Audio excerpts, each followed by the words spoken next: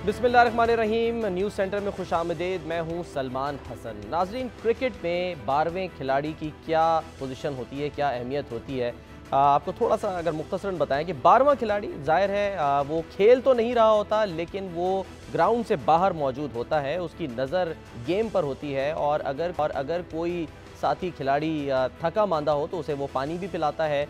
और ये भी देखा जाता है कि जब उसकी ज़रूरत पड़ती है तो वो फील्डिंग पर भी वहाँ पर मौजूद होता है। इसके अलावा पैगाम रसानी का भी काम करता है, यानी अगर कप्तान ने कोई पैगाम भिजवाना है किसी खिलाड़ी के पास तो वो भी पानी के बहाने लेकर चला जाता है। अब वज़ीर आज़म इमरान खान साहब, जिनको 12वां खिलाड़ी कहते हैं या समझते हैं, वो हैं मौलाना फजलुर रहमान उनकी नज़र में। और मौलाना फजलुर रहमान ने आज जाती उम्रा में एक बड़ी अहम मुलाकात की साबिक़ वज़ीर आज़म नवाज़ शरीफ से।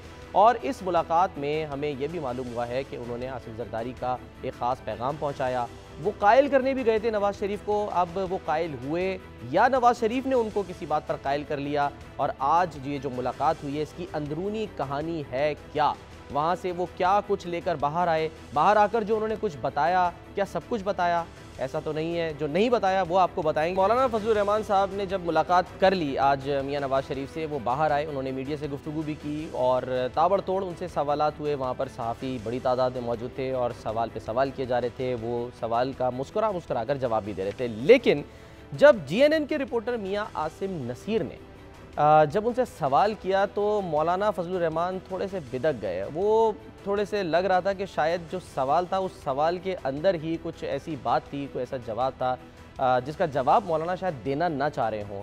क्योंकि वो सवाल ये था कि जी, आपने नवाज़ शरीफ को कायल किया है या नवाज़ शरीफ ने आपको किसी बात पर कायल कर लिया है? उस मौके पर जब सवाल किया गया, क्या जवाब दिया, वो ज़रा देखते हैं। क्या ये समझा जाए आपकी जो पहले अभी आपने गुफ्तगू की कि नवाज शरीफ ने आपको कायल कर लिया है कि आप भी अभी जल्दी ना करें हुकूमत को गिराने में, हुकूमत अपने बोझ से गिरेगी? अच्छा, आप मौजूद थे हमारे मीटिंग में जब आप इस तरह बात कर रहे थे? नहीं, मैंने तो सवाल किया, आपने सवाल उस तरह करो कि जैसे आप मुझे अच्छा, नैब के वाले से नेब एक इंतकामी इदारा है और जिसको इस्तेमाल किया जा रहा है बुरे तरीके से। मैं समझता हूँ कि नेब के हवाले से हमें कुछ सख्त फैसले लेने चाहिए। और अब ये भी इत्तला सामने आ रही है कि वो कल साबिक़ सदर आसिफ अली जरदारी से मुलाकात करेंगे और जो बातचीत वहाँ हुई है वो ज़ाहिर है जरदारी साहब के सामने रखेंगे। खालिद साहब, सर, ये जो सवाल किया था कि कायल कौन हुआ, यानी मौलाना साहब जो हैं वो कायल करने गए थे, कायल कर दिया उन्होंने या नवाज़ शरीफ ने उनको किसी बात पर कायल कर दिया? हुआ गया है सर अंदर? देखिए कि एक जिस तरह उनको सवाल किया गया, अगर मौलाना फजलुर रहमान बड़े मंजे हुए सियासतदान हैं, उनकी सियासत को सब मानते हैं, उनके मुखालफीन भी मानते हैं, बेशक वो मनफी अंदाज में उनके हवाले से बात करते हैं।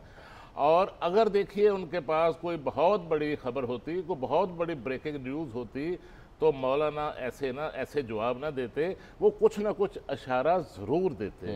और देखिए सलमान, ये नवाज़ शरीफ साहब, पहली बात तो ये है कि कोई सियासी मुलाकात करना ही नहीं चाहते थे। और आपने देखा कि जब से वो रिहा होकर गए हैं जाती उम्रा में, तो उनकी सिर्फ शहबाज शरीफ और हमजा शहबाज के अलावा पार्टी के किसी बड़े लीडर के साथ कोई मुलाकात नहीं हुई। हत्ता कि साबिक़ वज़ीर आज़म शाहिद खान अब्बासी और जो पार्टी के उनके सेक्रेटरी जनरल हैं एहसन इकबाल साहब, किसी के साथ कोई मुलाकात नहीं हुई। मुलाकात, सियासी मुलाकातों पर उन्होंने ये आप समझें कि सबको रोक रखा है। तो क्या वजह थी? तो क्या हुआ कि अचानक नवाज शरीफ साहब ने इस सूरत हाल में भी, जब आपने देखा आज वज़ीर इत्तलात ने इस मुलाकात के हवाले से नवाज शरीफ साहब पर बड़े हमले भी किए, तो फिर क्यों इतनी मुलाकात करने पर, ये सियासी मुलाकात करने पर वो क्यों आमादा हुए?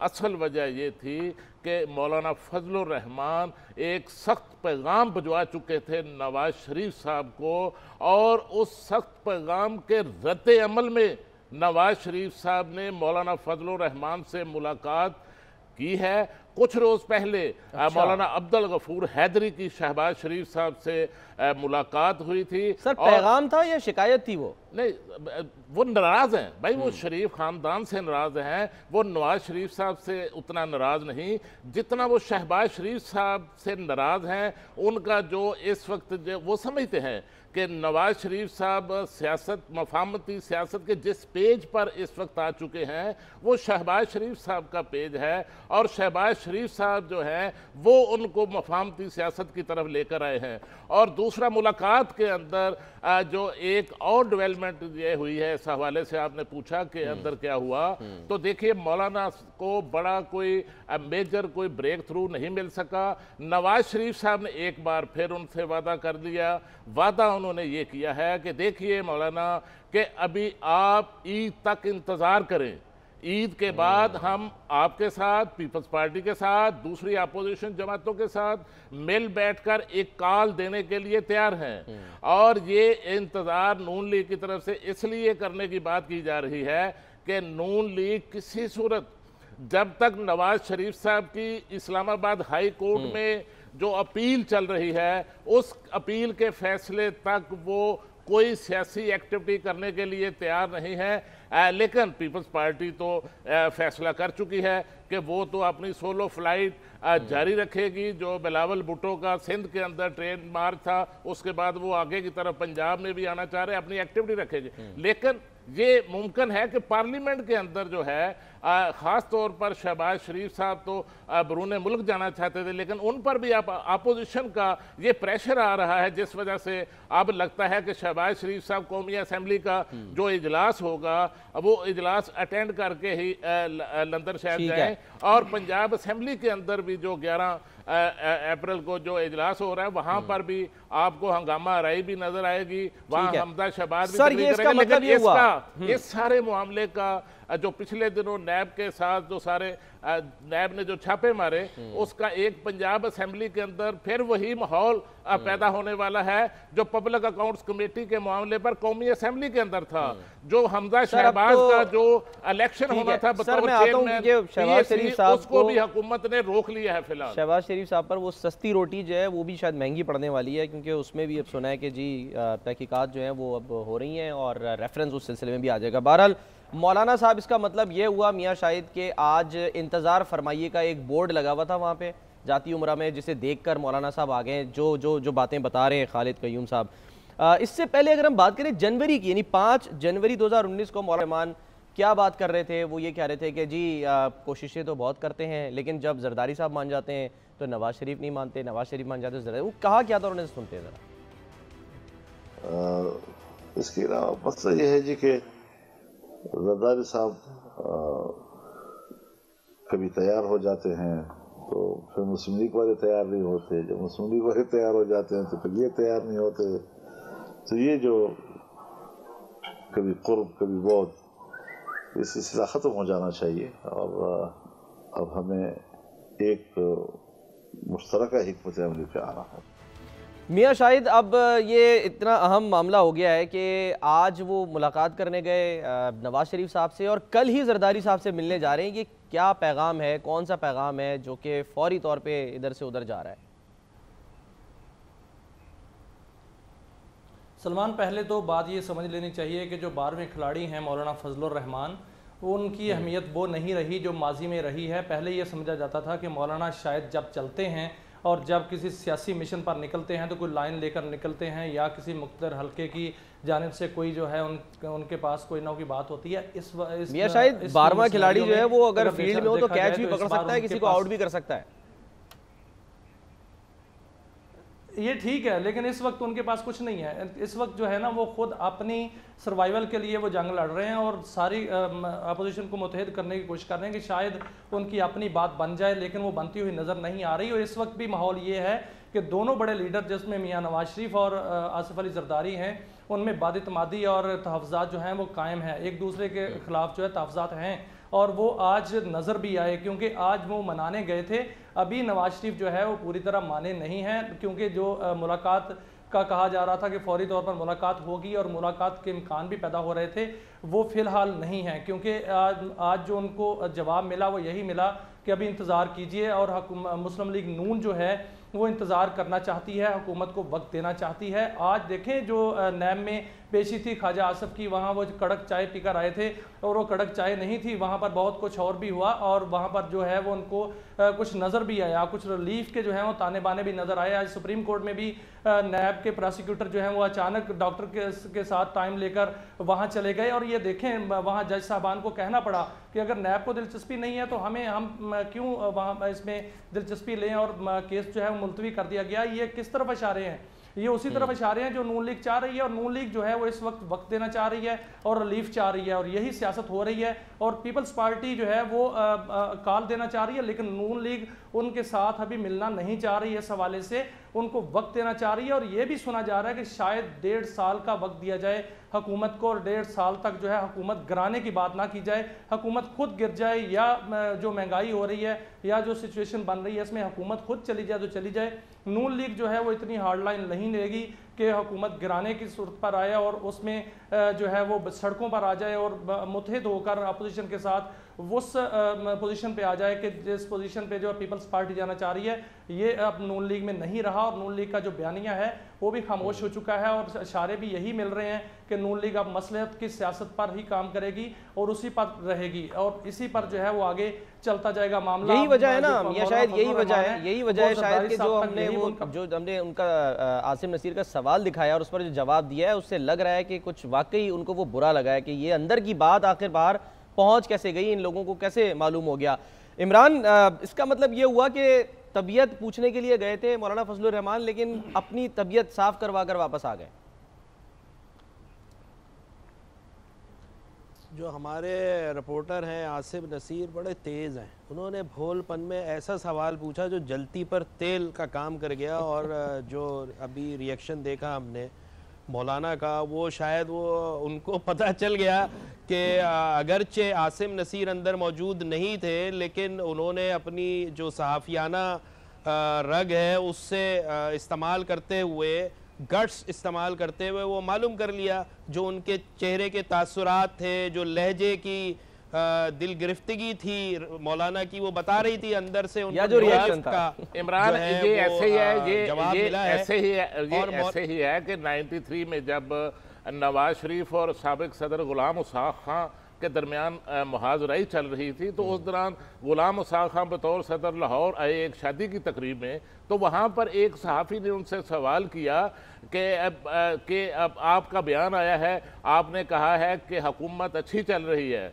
और हुकूमत की अच्छी कारकर्दगी है, तो उस पर गुस्से में आगे से जो रिएक्शन था गुलाम उसाक खां का एक जुमले का था कि मैंने कब कहा है कि हुकूमत की कारकर्दगी अच्छी है। तो उससे फिर खबर वादे हो गई, इख्तलाफात खुलकर सामने आ गए। ऐसे ही आज भी ऐसे ही हुआ। तो आज भी जो असल में जो मौलाना है वो इसी तरह की सरगर्मियां करके और इसी तरह की अपनी सियासी चालें चलकर कह लें आप, या अपने आप को अहम जाहिर करके वो कभी पीपल्स पार्टी की हुकूमत में जगह बना लेते हैं, कभी मुस्लिम लीग नून की हुकूमत में जगह बना लेते हैं। लेकिन इस वक्त उनके सामने इमरान खान है जिन्होंने उनको किसी किस्म का कोई उनकी ना ब्लैकमेलिंग में आ रहे हैं और अव्वल तो उनकी कोई पोजीशन ही नहीं है इस वक्त मौलाना फजलुर रहमान की, वरना अगर उनको कुछ उधर से इशारे मिलते नरमी के, कोई लिफ्ट के, तो सर के बल चल के चले जाएं इमरान खान के पास और कम से कम कश्मीर कमेटी के चेयरमैन ही बन जाएं। इन्होंने जो कुछ किया कश्मीर कमेटी में रहकर, उसको वो भी सब पता है कि इनकी क्या परफॉर्मेंस थी और उसका नताइज क्या निकले, सबको पता है। और इस वक्त तो जो फजलुर रहमान साहब की हालत है वो बेगानी शादी में अब्दुल्ला दीवाने वाले बिला वजह में कबायली अजला में इंतखाब होने वाला है तो उस वजह से भी जरा वो मुतहर्रिक है। नहीं, खामा वो नवाज शरीफ को जो है ना बेचारे को आराम से रहने दे 6 हफ्ते, उनको क्यों छेड़ रहे जाकर? वो इतनी मुश्किल से जेल से निकल कर आए हैं और अपनी जो सेहत याबी से फिक्रमंद हैं, अपना इलाज मुआवजा करा रहे हैं, उनके बीच में जाके क्यों उनको तकलीफ दे रहे हैं, उनको क्यों उकसाने की कोशिश कर रहे हैं? अच्छा, अब जरदारी साहब को क्या मैसेज देंगे? वो मौलाना फजलुर रहमान जरदारी साहब को क्या मैसेज देंगे? और क्लियर कट बात करेंगे या बीच में आपको लगता है गोलमोल बात करेंगे? फंसे में बिला वजह की अरे भाई, मैं आपको कल भी मैंने बताया था, ये कोई बात नहीं करेंगे, ये सिर्फ अपनी अहमियत जताने के लिए, मीडिया में आने के लिए और अपने आप को ये बताने के लिए कि बड़े सरगर्म है। जो इनका ख्याल है कि तहरीक इंसाफ की हुकूमत के पीछे जो ताकतवर लोग हैं, जो इनका ख्याल है, उनको कोई पैगाम दे रहे हैं कि भाई मुझे भी कुछ लिफ्ट करा दो, मैं जो है हिलजुल कर रहा हूँ, मैं हुकूमत के खिलाफ जा रहा हूँ। कुछ नहीं जा रहे हैं। जरदारी साहब जो हैं वो अलग अपनी मुश्किलों में पड़े हुए हैं। आज एक और रेफरेंस दाखिल हो गया, कल एक और रेफरेंस दाखिल हुआ था। आइंदा आने वाले वक्त में रेफरेंस वो मौलाना की ख्वाहिशात के लिए सड़कों पर आएंगे या अपनी खाल बचाएंगे? वो तो अपनी मुसीबत में पड़े हुए हैं। और सिंध में पंजाब की बात कर रहे हैं कि पीपल्स पार्टी पंजाब में जाएगी, सिंध में उनको रिस्पॉन्स नहीं मिल रहा। सिंध में वो जिन शिकायत पर, जिन मुश्किलात पर, जिन जो है प्रोटेस्ट कर रहे हैं या मुजाहरा कर रहे हैं, वो पहले अपने घर को तो सीधा कर लें, उनके घर में क्या सूरत हाल है। तो इस वक्त अवामी सतह पर ना मुस्लिम लीग नून इस पोजीशन में है, ना तहरीक ना पीपल्स पार्टी इस पोजीशन में है। इमरान, अभी तक जो 3 रेफरेंस दायर हुए हैं, नैब ने दिल्ली अकाउंट्स में जो 3 रेफरेंस दायर किए हैं, उनमें बराह रास्त साबिक सदर असद जरदारी का नाम उन रेफरेंसेज में नहीं आया। और दूसरा ये है कि मौलाना फजलुर रहमान और असद जरदारी तो एक पेज पर है, उनका कोई मसला नहीं है, दोनों धरने की बात कर चुके हैं। बराह रास्त जरदारी साहब के नीचे से जमीन खिसकाई जा रही है, अभी तो उनको दोबारा बुलाया जाना है, उसके बाद रास्त भी आ जाएंगे। आहिस्ता आहिस्ता आहिस्ता आहिस्ता आहिस्ता आहिस्ता, फिक्र नहीं करें, अगला मरहला यही है, रास्त भी आएंगे। कय्यूम साहब, खालिद कय्यूम साहब, हाँ अगला मरहला यही है। और आहिस्ता है, अभी तो वादा माफ गवाह जो है वो भी सामने आ रहे हैं, वो भी सामने आ रहे हैं। अच्छा सर, मुझे जरा इमरान, आप दुरुस्त फरमा रहे हैं, असल हदफ जो है, असल हदफ आसिफ अली जरदारी ही है। हम तो ये बात रोजाना करते हैं, 18वीं तरमीम है सर, वो कहते हैं हदफ वही है, लेकिन उनका बराह रास्त नाम नहीं आ रहा। सिंध में और विफाक में हुकूमत किसके पास रही है? क्यों नहीं करेंगे? किसके इशारों पे चलती थी हुकूमत? विफाक की भी और सूबे की किसके इशारों पे चल रही थी हुकूमत? क्या जिस तरह इमरान खान साहब के इशारों पर पंजाब और केपी चल रहा है, जाहिर है वो सदर पाकिस्तान थे, पार्टी के सरबराह थे, उनकी बात नहीं चल रही थी। फंसेंगे ना, जब इनकी बारी आएगी तो ये फंसेंगे। तो इसी तरह अगर ये फंस रहे हैं तो क्यों, क्या इसमें क्या बुराई है? जवाब देना। मैं तो गुज़िश्ता कई दिनों से ये पूछ रहा हूं कि जब उनको जेल जाने से डर नहीं है, कहते हैं कि गुजरे थे, ये तो वही जगह है गुजरे थे हम जहां से, और जेल दूसरा घर है तो जमानत वो ये बात इसलिए करते हैं, वो ये बात इसलिए करते हैं इमरान, वो बात इसलिए करते हैं कि वो 17 बार तो यहाँ से गुजर चुके हैं और 5 हुकूमतों के वो सियासी कैदी और सियासी असीर रह चुके हैं, तो वो इसलिए ये बात करते हैं। चलिए अब देखते हैं ना कि ये जो केसेस हैं इसमें गुजर चुका है, बहुत हालात तब्दील हो चुके हैं। ठीक है इमरान, देखते हैं इसमें क्या होता है। इन केसेस में कुछ सजा होती है उनको या बाइज्जत बरी हो जाते हैं वो पिछले केसेस की तरह। मुझे जरा सर इजाजत दें, सत्तार साहब की तरफ जाने दें। सत्तार साहब बहुत मुस्कुरा रहे हैं, किस बात में मुस्कुरा रहे हैं सत्तार साहब? मौलाना फजलुर रहमान ने तो बड़ी अहम मुलाकात कर ली है, वो पैगाम दे भी दिया और वहाँ से पैगाम लेके वो अब जो है जरदारी साहब से भी मिलेंगे। अब आपको क्या लगता है कि क्या जवाब क्या है, जवाब ही समझे क्या? खालिद कय्यूम साहब ने पुरानी एक बात याद दिला दी कि जो एक साहब थे, हमारे दोस्त ही थे, बट साहब मरहूम हो गए, कि वो गुलाम इसहाक के पास गए थे मासूमियत में कि जी आपका तो स्टेटमेंट आया कि हालात बहुत अच्छे हैं। उन्होंने कहा किसने कहा कि हालात नहीं अच्छे? उसके बाद वो सारी लीडें लग गई, सबको पता चल गया कि नवाज शरीफ और गुलाम इसहाक खान में मामला बहुत ख़राब हैं। तो अपना इमरान अहमद साहब कह रहे थे कि यार वो एक बंदा आराम कर रहा है, वो जेल से आया है, पता नहीं कैसे आया है कैसे नहीं आया, उसको आराम करने दें, आप जाके उसको तंग कर रहे हैं। तो मौलाना फजलुर रहमान साहब जो है ना, वो 25 जुलाई 2018 में इलेक्शन होने से पहले जो मौलाना फजलुर रहमान थे, अब वो मौलाना फजलुर रहमान नहीं रहे। 25 जुलाई 2018 से पहले के जो मौलाना फजलुर रहमान थे उनके बारे में कहा जाता था, और ये बाहर से आए हुए जर्नलिस्ट कहते थे, ख़ासतौर पे इंडिया से आए हुए जर्नलिस्ट कहते थे कि अगर किसी नेता के साथ, किसी पाकिस्तानी नेता के साथ, सियासतदान के साथ बात करने का मज़ा आता है, इंटरव्यू करने का मज़ा आता है, गुफ्तगू का मज़ा आता है, तो मौलाना फजलुर रहमान है। लेकिन यही मौलाना फजलुर रहमान 25 जुलाई 2018 के बाद बिल्कुल बदले हुए मौलाना फजलुर रहमान है। ये मौलाना फजलुर रहमान वो नहीं है जिनको हम जानते थे। ये ऐसी ऐसी बात करते थे, बड़ी सुलझी हुई बात करते थे, और सियासत में इनके ऊपर कोई सवाल करना ये सवालात से बच के बड़े बड़े आराम से तमाम के साथ बड़ा कंफर्टेबली बच के ये निकल जाते थे साहब। लेकिन आज रिएक्ट कर गए और रिएक्शन में बता रहा हूं कि खबर है क्या। और मैं यही कह रहा हूं कि 25 जुलाई 2018 को जिन जिन लोगों को सदमात पहुंचे, मेरे ख्याल में मौलाना फजल रहमान टॉपर हैं उनमें से। मौलाना ये जरदारी साहब को भी शायद सदमा पहुंचा हो, नवाज शरीफ साहब को बहुत ज़्यादा सदमा पहुंचा तो हमने देखा। लेकिन लगता ऐसे है कि 25 जुलाई 2018 के इलेक्शन में उसकी एक वजह हो सकती है ये हो कि जिस एमएमए की ये बात करते थे उसमें जमात इस्लामी को ले गए कि जो पीटीआई के साथ केपीके में रही थी उसको साथ ले गए, पता नहीं किस अंडरस्टैंडिंग में साथ ले गए, कहाँ से कोई इशारा किस तरह का आया, इन्होंने क्या समझ लिया। वो एमएमए थी जिसने 25 जुलाई 2018 के इलेक्शन में 25 लाख वोट लिए। लेकिन दूसरी तरफ एक और जमात थी लब्बैक, तहरीक लब्बैक पाकिस्तान, जो कि खादम हुसैन रिजवी की थी, जिन्होंने 23 लाख वोट लिए। यानी कि आप देखें खादम हुसैन रिजवी की तहरीक सर, मुझे जरा एक ब्रेक का कहा जा रहा है, ब्रेक लेने दें, फिर आपके इंटरेस्ट की एक ब्रेक के बाद वापस आएंगे, क्योंकि आपका कीमती गाड़ियों और भैंसों की नीलामी में भी इंटरेस्ट था। तो अब पेशे खिदमत है। उसके बाद जनाब, अगर आपने वज़ीर-ए-आज़म हाउस के बर्तन ख़रीदने हैं, बेडशीट्स ख़रीदनी हैं, तौलिए ख़रीदने, तो एक ब्रेक के बाद वापस आके आपको बताते हैं कि इसकी बोली लगने जा रही है।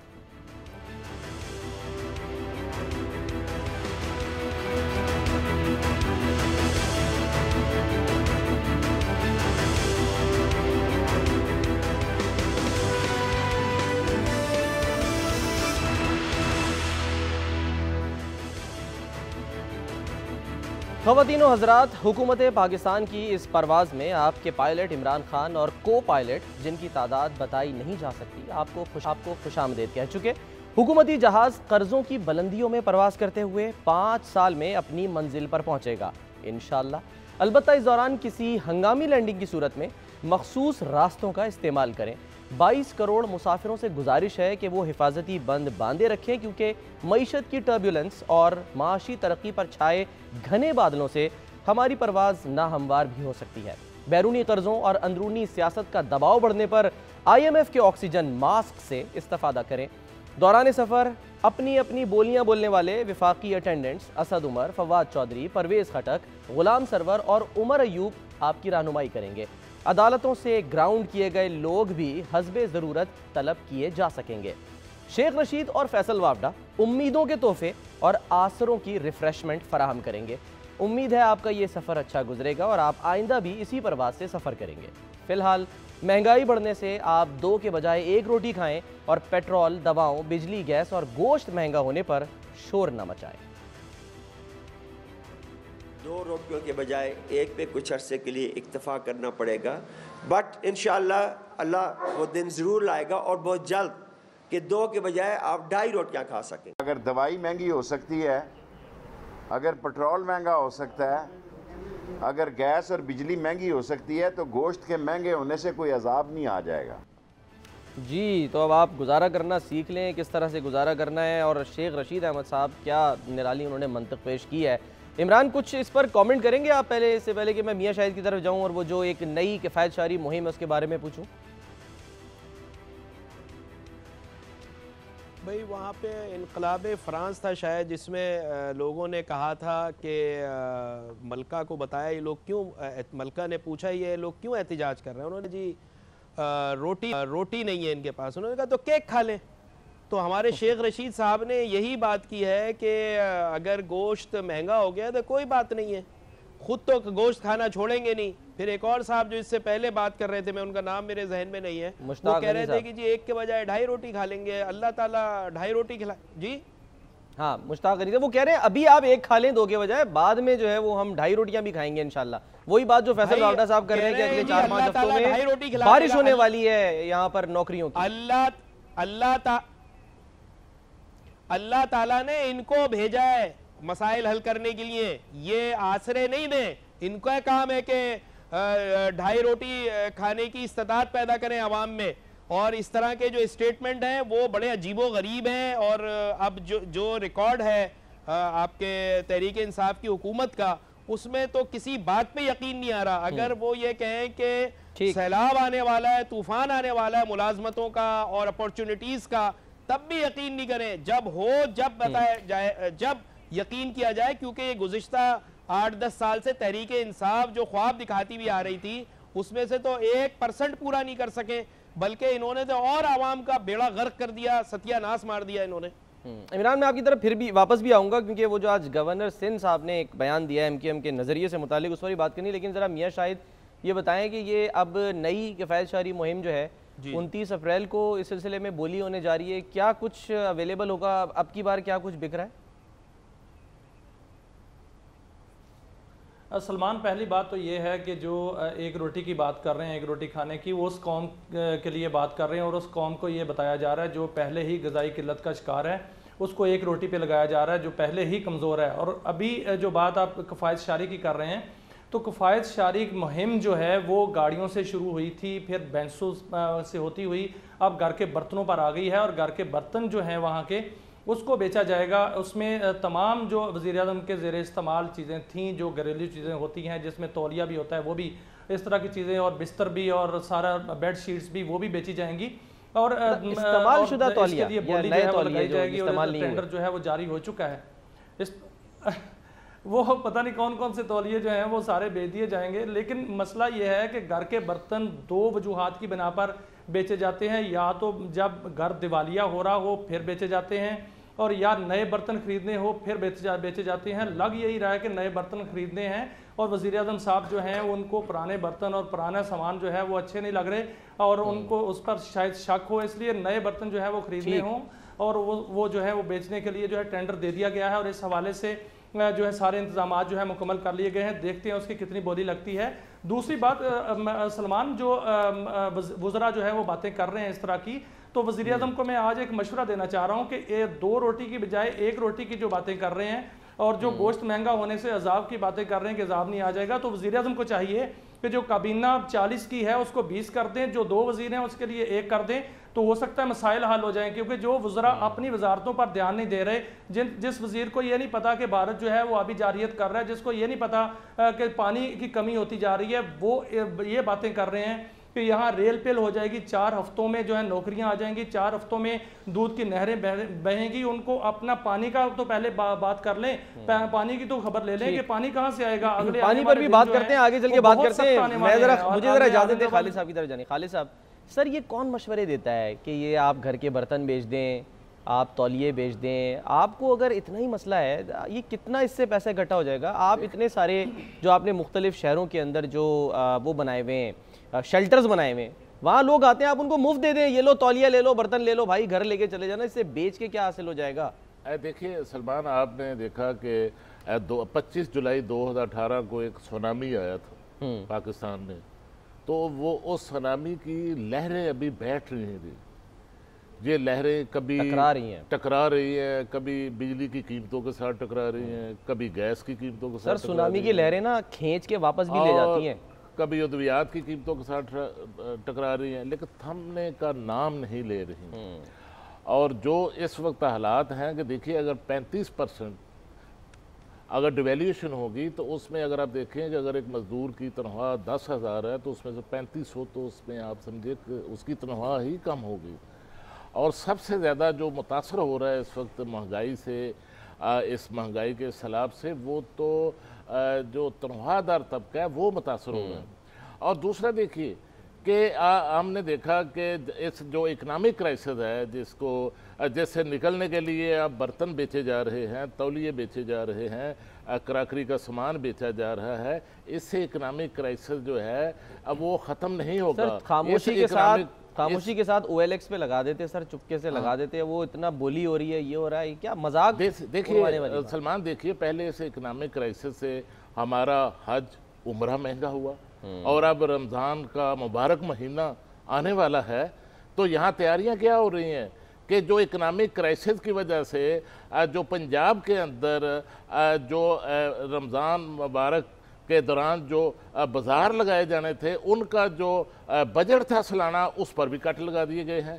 और उसके बाद देखिए कि यहाँ पर जो 17 अशिया पर पहले सब्सिडी दी जाती थी, अब उनको कम करके 12 कर दी गई है। और जो लाहौर के अंदर जो रमज़ान बाज़ार लगते थे वहाँ पर चिल्लर थे, मार्कियाँ लगाई जाती, सब ख़त्म कर दिया गया है। अब खुले आसमान में शदीद गर्मी में लोग ख़रीदारी के लिए भी जाएंगे। और उसके साथ आज ही जो डिस्ट्रिक्ट एडमिनिस्ट्रेशन ने जो नए रेट तय कर दिए हैं, देखे जिनका एक आध दिन में ऐलान हो जाएगा, और उसमें देखे कि जो दूध की कीमत है वो 75 रुपये से बढ़ाकर 80 रुपये कर दी गई है। दही की कीमत जो है वो 80 रुपये से 90 रुपये कर दी गई है। और दूसरा उसमें जो नान और रोटी की कीमत है, ये सरकारी रेट में आपको बता रहा हूँ, वो 12 रुपये की जा रही है। और सरकारी रेट अगर ये मुकर्रर होगा तो उसके बाद लोग अपनी मर्जी के रेट भी लेंगे। और उसके बाद देखिए कि चीनी की कीमत जो है वो 58 रुपये से 60 रुपये सरकारी रेट मुकर्रर हो रहा है। और जब ये सरकारी रेट जो है मुकर्रर हो रहे हैं, एक तरफ तो महंगाई हो रही है और दूसरी तरफ उसको कंट्रोल करने के लिए कोई मैनेजमेंट हमें नजर नहीं आती। सर कर रहे हैं ना मैनेजमेंट, प्राइम मिनिस्टर हाउस से मैनेजमेंट हो तो रही है। बाजारों का वहां को दौरा करे या कोई कोशिश करे, सर इस हवाले से कोई एक्शन लिया जाए। सरदार साहब, सर महंगी रोटी, गोश्त की महंगी बोटी, उस पर ये खबर आती है कि जी बर्तन बेचे जा रहे हैं प्राइम मिनिस्टर हाउस के। ये नॉर्मली होता है या शायद जो आवाम परेशान है इस वक्त, हम लोग भी शायद जो है वो रोज रोज खबरें देख रहे हैं जी महंगाई बढ़ गई है, ये नॉर्मल प्रोसीजर है, हमें ज्यादा लग रहा है कि नहीं जी? ये जो नए रेट तय हुए हैं उसमें गोश्त की कीमत को ऊपर छोड़ दिया गया, उसका रेट ही नहीं दिया गया। मर्जी है आपकी, जिसकी मर्जी है जितना मर्जी इसकी कीमत वसूल करे, जितना मर्जी निचोड़ सकता है कोई निचोड़ ले। सरदार साहब, प्राइम मिनिस्टर हाउस या प्राइम मिनिस्टर सेक्रेटेरिएट या कहीं की भी कोई चीज़ होती है ना, तो उसका एक प्रोसीजर होता है, वो बांटी नहीं जा सकती, क्योंकि बांटी जाएगी तो मेरे ख्याल में हम एक शो कर रहे हैं तो हमें 4 शो करने पड़ जाएंगे कि ये तौलिया फलाने को दे दिया, बिस्तरा फलाने को दे दिया, फलाना बर्तन फलाने को दे दिया। तो वो इस तरह नहीं होता। वो बर्तनों से या तौलियों से या बिस्तरे से कितनी की वो कीमत वसूल कर सकते हैं। हमें ये इस तरह की अंडरस्टैंडिंग लेनी ही नहीं चाहिए कि शायद प्राइम मिनिस्टर सेक्रेटेरिएट की कुछ चीज़ें बेचने के बाद हम जो हमारा जो डेफिसिट चल रहा है वो यहाँ पर आ जाएगा, इकोनॉमिक ग्रोथ यहाँ पर आ जाएगी, फलाना अनएम्प्लॉयमेंट ख़त्म हो जाएगी, एम्प्लॉयमेंट ज़्यादा हो जाएगी, चीज़ों की कीमतें कम हो जाएंगी। ऐसा नहीं होगा, एक प्रोसीजर है। बहरहाल ये पीटीआई की एक आदत है कि वो एक ऐसी चीज़ को जिसको कि मेरे ख़्याल में कोई इतनी ज़्यादा हवा देने की ज़रूरत भी नहीं है, लेकिन उनको एक आदत पड़ी हुई है। जैसे उन्होंने अपने दौर में कई ऐसी चीज़ें की हैं जिसमें उनका और उनके जो सामने जो चीज़ आई है उसका इतना नहीं था। उन्होंने ब्यूरोक्रेट्स पे हाथ डाला, उन्होंने पीएसपीज़ पे हाथ डाला। वो सारे ब्यूरोक्रेट्स और पीएसपी वो थे जो अपने ज़माने में किसी भी दौर में मिसाली अफसर रहे ही नहीं, कभी भी नहीं रहे मिसाली अफसर। मतलब उनमें ये आदत नहीं थी कि वो आगे से जनाब वो कहेंगे जनाब हमने तो आज तक मेरिट के बगैर काम ही नहीं किया। ये सारे वो लोग थे जो सरकार के कहने में पता नहीं क्या कुछ करते थे। तो पीटीआई की एक आदत है, एक टेंडेंसी इसमें देखने में आई है कि पीटीआई कुछ ऐसी चीज़ें करती है जिसमें वो राह जाते हुए ना वो मुखालफत मोल ले लेती है। मतलब ये बर्तन, सर इसकी मिसाल ऐसे ही ले लेना, जो अभी उन्होंने राह चलते ही कह लें या उन्होंने जो है ना वो अचानक ऐलान कर दिया खान साहब ने, जो हैदराबाद यूनिवर्सिटी की बात कर रहे थे वो उसके क़याम की कि जी हम जो हैं वो हैदराबाद यूनिवर्सिटी कायम कर रहे हैं। और उस दौरान जो वुज़रा बैठे थे एमक्यूएम के, उससे मुताल्लिक़ उन्होंने कहा कि जी ये बहुत नफीस लोग हैं और हमारा नज़रिया हमेशा से एक रहा है, सिर्फ एक अस्करियत पसंदी से वो तंग थे। और अब उन्होंने ये भी इशारा दे दिया कि अगला इलेक्शन साथ मिलकर लड़ेंगे। तो उस पर आज इमरान इस्माइल साहब ने क्या कहा है, ब्रेक लेते हैं, ब्रेक के बाद तो आपको दिखाएंगे।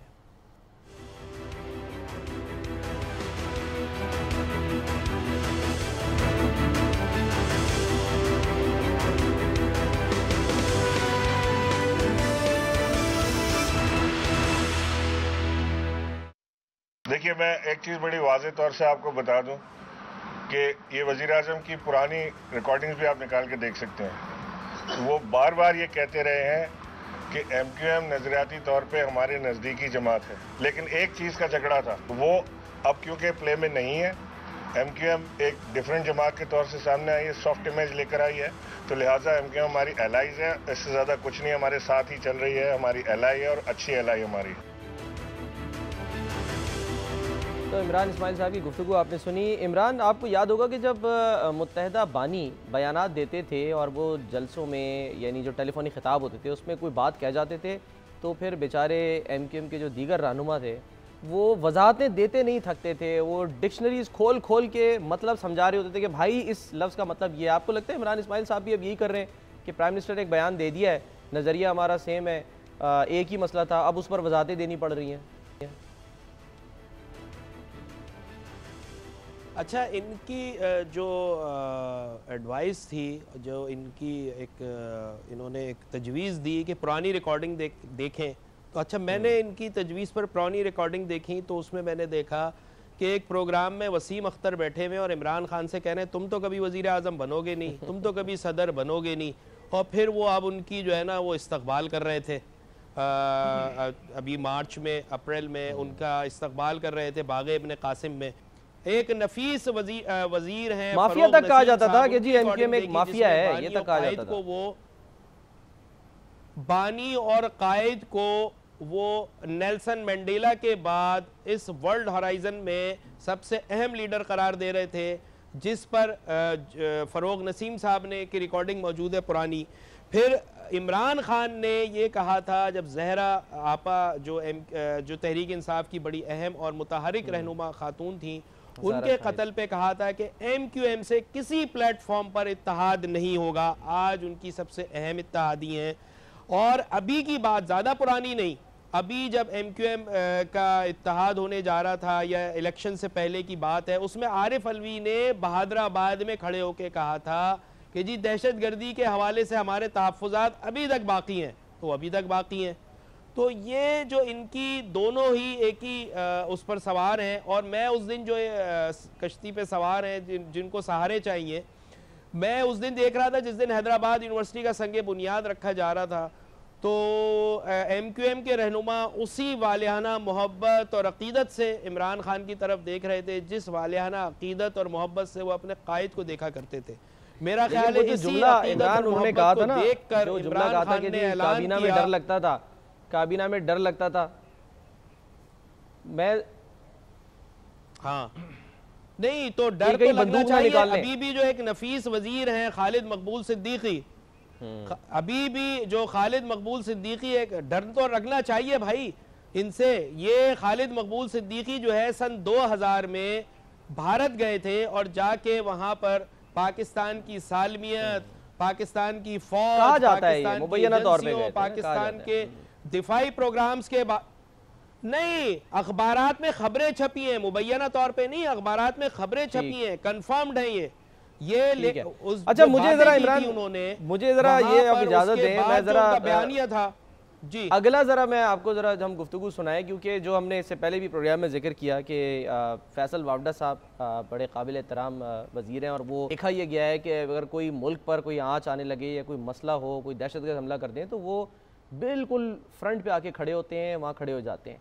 अब उन्होंने एक बड़ी अच्छी जो है वो एक ख़बर दी है, वो कह रहे हैं कि जी बस आप थोड़ा सा इंतज़ार करें, 4 से 5 हफ्ते, उसमें आप देखें नौकरियों की बारिश होने वाली है, और नौकरियां जो हैं वो ज़्यादा होंगी, लोग जो हैं वो कम पड़ जाएंगे, और अगर ऐसा ना हुआ तो आप, वो कहते हैं, उनकी टिक्का बोटी करके खा लें। क्या कहा था वो दिखाते हैं।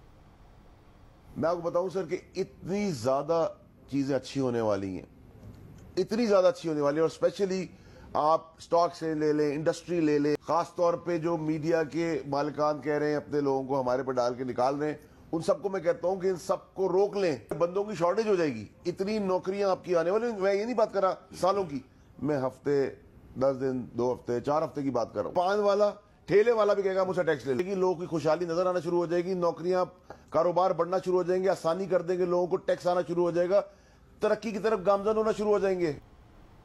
मियां शायद मजाक उड़वाने का किसी को शौक नहीं होता, कोई ना कोई वजह, कुछ ना कुछ तो है कि फैसल वावडा ऐसी बात कर रहे हैं, इतना बड़ा दावा कर रहे हैं। सलमान, कुछ नज़र तो नहीं आ रहा, शायद फैसल वाडा साहब जो हैं वो क्यों रात को किस तरह बोल रहे थे, क्यों बोल रहे थे। 4 हफ्ते के बाद जो है, अल्लाह ना करे कि उनके ये जो है दावा वो पूरा ना हो, और फिर जो उन्होंने दावा किया था वो क्या हो, उसके अंजाम क्या होगा, कुछ भी नहीं होगा, क्योंकि जो फैसल वाडा साहब हैं उनका अपना जो है वो बेहतरीन निज़ाम चल रहा है। मैं आपको ये खबर देता हूँ कि मुख्तलिफ जो वाटर एंड पावर के जो अदारे हैं, जो अभी वसाइल के हैं, वहाँ से वाडा साहब ने गाड़ियाँ ज़रूर इकट्ठी कर ली हैं, इरसा से भी गाड़ी ले ली है, वाडा से भी काफ़ी गाड़ियाँ ले ली हैं, और दीगर जो ज़ैली अदारे हैं उनसे बाकायदा जाके उनको कहा है गाड़ियाँ भी दो और पेट्रोल भी दो। तो बेहतरीन उनका निज़ाम चल रहा है। उनको शायद वो ख्वाब जो है वो आगे पूरी कौम को का नज़र आ रहा हो कि इस तरह होगा, लेकिन कैसे होगा वो इस वक्त देखें, हमारा जो टैक्स का निज़ाम है वो 7 लाख लोग जो है 12 लाख तो टैक्स देते हैं, बाकी टैक्स नहीं देता कोई भी। और हुकूमत जो है एमनेस्टी स्कीम ला रही है, उनको टैक्स इकट्ठा करने के लिए उनके पास कोई फार्मूला नहीं है, उनके पास कोई फार्मूला नहीं है महंगाई कम करने का, कीमतें कम करने का। कीमतें बढ़ रही हैं और खाम माल की कीमतें जो है वो कम हो रही हैं, इधर कीमतें बढ़ रही हैं। और जो अशाए खुर्दोनोश है उनकी कीमतें बढ़ रही हैं। रमज़ान आ रहा है और यूटिलिटी स्टोर ने पहले ही उसका जो है वो नोटिफिकेशन जारी कर दिया है ताकि पहले जो है वो 20-20 रुपये उसको बढ़ाया जाए और बाद में जो रमज़ान पैकेज देकर उनको वापस लाया जाए, और वो वापस भी उस सतह पर नहीं आएंगी। जो 20 रुपये बढ़ गई वो 10 रुपये जो है वो कम हो जाएगी और 10 रुपये जो है वो आवाम को देने पड़ेंगे। कुव्वत खरीद लोगों की नहीं है, तो बेरोजगारी बढ़ रही है। और वाडा साहब जो कह रहे हैं कि वो 4 हफ्तों में रेल पेल हो जाएगी, कहाँ से हो जाएगी? कुछ ना कुछ तो दिमाग से सोचना चाहिए। वो इस सोच जो है वो सामने नहीं आ रही। और हुकूमत की जितनी पॉलिसीज़ हैं वो अगर देखें तो यही रहा है कि अगले दो सालों में मामला जो हैं वो हालात जो हैं वो बेहतर होने वाले नहीं हैं। अगर हुकूमत बेहतर सिमत कर ले फिर भी 1 साल 1.5 साल लगेगा। ठीक है, मैं जरा सत्तार साहब से, सत्तार साहब सर एक तरफ बयानात आ रहे हैं, वर्ल्ड बैंक अपनी रिपोर्ट दे रहा है, एडीबी जो है भाई की इजाजत से जी जी जी जी इमरान जी इमरान जी फरमाइए। मैं सिर्फ ये कह रहा था कि मेहमन डैम का संगे बुनियाद कब रखा जाएगा, वाउडा साहब यही बता दें, वो छोड़ें कि मुलाजमतें कितनी आने वाली हैं, कितनी खुशहाली आने वाली है, पान वाले कितने अमीर होने वाले हैं, ठेले वाले कितने जो है टैक्स देंगे, वो सब छोड़ें, ये बता दें अपनी वजारत से मुताल्लिक।